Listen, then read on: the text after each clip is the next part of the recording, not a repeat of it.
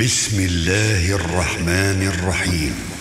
کار ما بسیار تعجب آور است.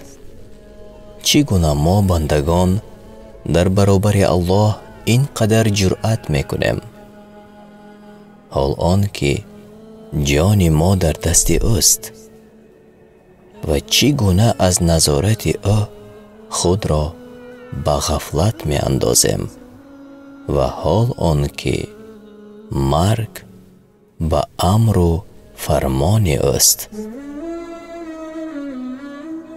روایت شده است که ملک الموت یعنی عزرائیل به نزد داوود علیه السلام در آمد و گفت: تو کیستی؟ ملک الموت گفت: من کسی هستم که از پادشاهان نمی ترسم و در روبرویم در قصرها بسته نمی شوند و رشوه را قبول نمی کنم. گفت: پس تو نباشد ملک الموت هستی؟ گفت: آره. گفت: تو به نزد من آمدی در حالی که من تا حال آمادگی نگرفتم. گفت: ای داوود، فلان خویش و تبارت کجا شد؟ فلان همسایت در کجاست؟ گفت: مرده است. گفت: آیا برای تو در آنها عبرت نبود تا آمادگی بگیری؟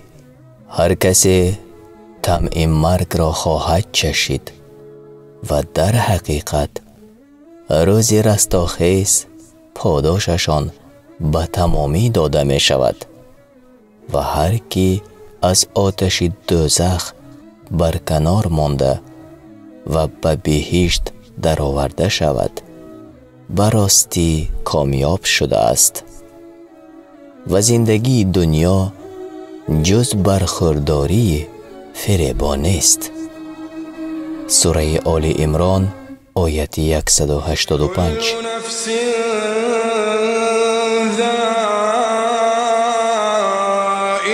الموت كل نفس ذائقة الموت وإنما توفون أجوركم يوم القيامة فمن زحزح عن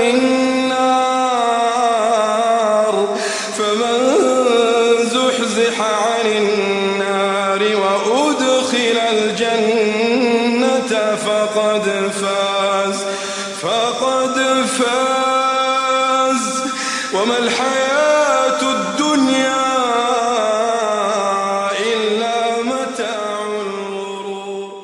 آن مرگ است که از آن جای پناه و گریز نیست.